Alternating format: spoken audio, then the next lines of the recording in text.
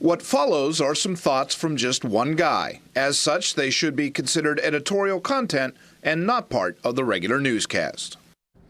Well, what's under the hat for this week? Well, I must admit to a pretty wide range of emotions as I tell you that this is the last time we will meet under these circumstances.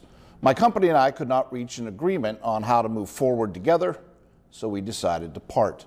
This is my last day, and tomorrow will be the first time in more than 30 years that the name Scott Bremner will not be associated with the WSEE call letters. As I think back over those 3 decades, I remember a very young and pretty clueless intern who was asked to cover a man with a gun holding a woman hostage. I got out of the vehicle and was promptly told by police I was standing in the line of fire. As I crouched down behind a police cruiser, 2 thoughts came to mind. One, that I could be shot and killed doing something for which I was not even being paid. And 2, this had to be the coolest job in the world. Well, from there I was hooked, and over the ensuing years I have done just about every job there is to do in a television newsroom. I've interviewed presidents and kings, listened to titans of industry, and met dozens of sports and stars and celebrities.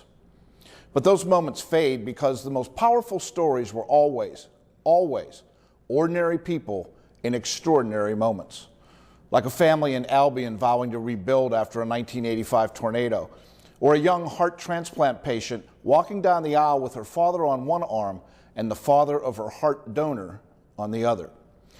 Or an extended family home for the holidays that lose the family house to fire, yet there they were, laughing, exchanging old stories while pulling mementos from the rubble. They were just thankful to be together and happy to be alive. But my highest honor may well be this place and this ability to talk to you like this each week. Reporters are pretty good with the who and the what and the where, but the why can be a little elusive.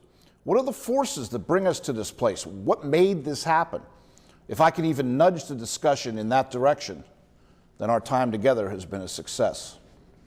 This space has won 3 Emmys, and yes, they came from thoughts from under this hat, but it also happened only because there was a management willing to give it a try and people like you willing to listen.